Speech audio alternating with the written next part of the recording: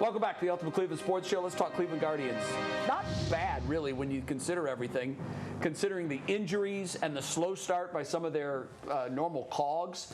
Live shot there at Progressive Field. Listen, if you're a baseball fan, try to make it out to the ballpark this weekend because we're supposed to have beautiful weather. Yeah. And attendance is down, and it's down considerably from last year. Yeah. So they can use your support. They're 22-15.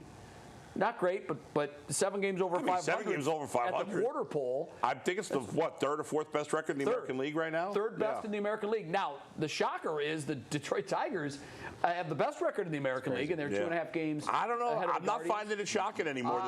Listen, I picked Detroit to win the division, and I'm going to stick with that. I think they've got a wonderful team. Yeah. Okay, so there's been some surprises, good and bad. There have been some injuries. Of all of the things that you guys have seen so far this year, at the quarter pole, what's the one thing, Bull, that you're most certain is going to continue for the whole season?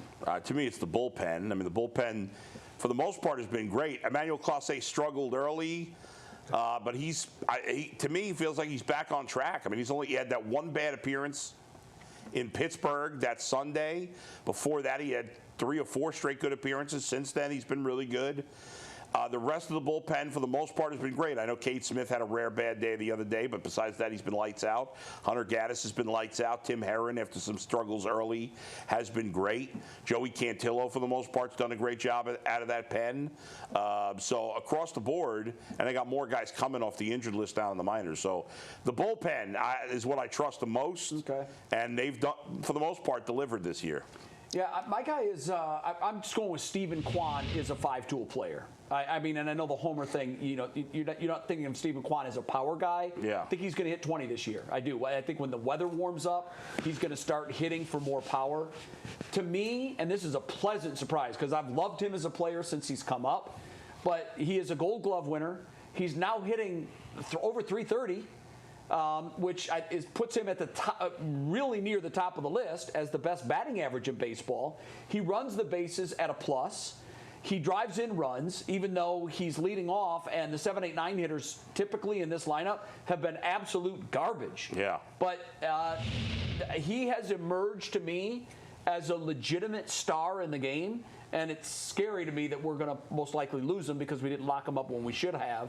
And he's wanted nothing to do with that. He's betting on himself, and I don't blame him. Yeah. He is a tremendous talent, and we're lucky to have him. Listen, I'm going with Manzardo. I finally seen what I like to see out of him. I think he's setting himself up for not this year, but next year being a guy who you could say legitimately may be the best hitter on the team. That's where I'm going with. Listen, he's giving you the home runs. That's what I like the most. He'll get the batting average and the OPS will go up when he gets more at bats. But I like the power at 8 right now. Listen, I got him at 25 home runs this year. I think he's trending in the right direction, and he's part of the reason that I kind of have to go overall with the Guardians. They just continue to do Guardians things. I had them coming in 3rd in this division.